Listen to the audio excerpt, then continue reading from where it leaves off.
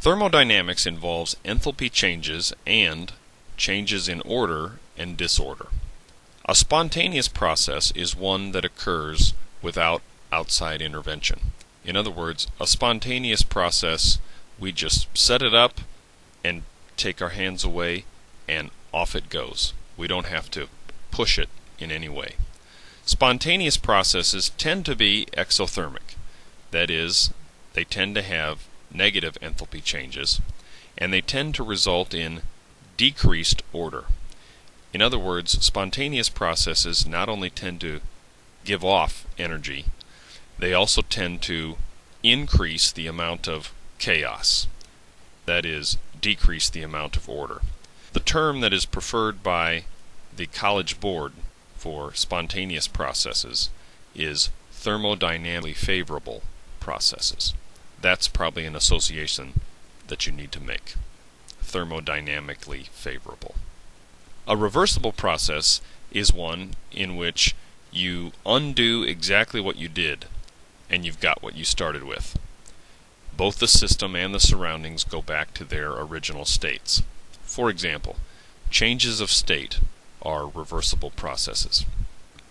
If we have ice at 0 degrees compared to water at 0 degrees, if we add a certain number of joules to make ice at 0 degrees turn into water at 0 degrees, then if we take away that number of joules, we'll go from water at 0 to ice at 0.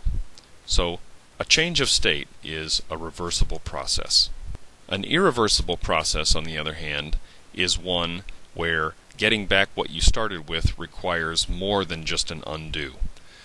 Despite the name, an irreversible process will allow us to get back our original state of things. But we have to do more work than simply undo what we did in the first place. We'll give you an example. In an irreversible process, we can restore the original system, but the surroundings will have changed. In other words, we had to do work in order to go back to our original state of affairs. One example would be a gas expanding into an evacuated space. Let's show you what we mean here. In the lower left, we've got some sort of a chamber with gas on the right side of it, and then a vacuum here on the left.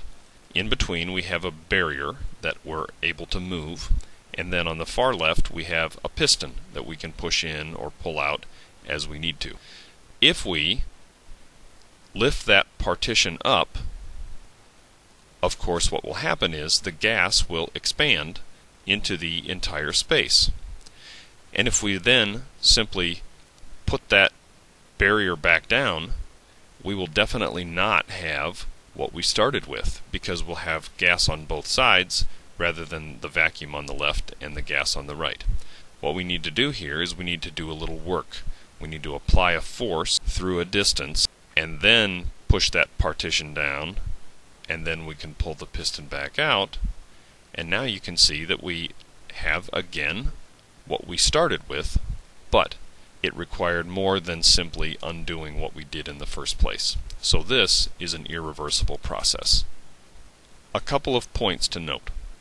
Whenever a system is in equilibrium, we can go reversibly between reactants and products.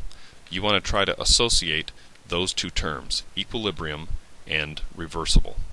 In any spontaneous process, or thermodynamically favorable process, the path between reactants and products is irreversible. So that's another association you want to make. The term spontaneous, or thermodynamically favorable, and the term irreversible. And finally, thermodynamics refers to the direction of a reaction, not its speed. In other words, thermodynamics will tell us whether a reaction is favorable or not, but it will give us no information as to how long that, say, favorable reaction might take to occur. It might occur in 1,000th of a second. It might take 4.5 billion years.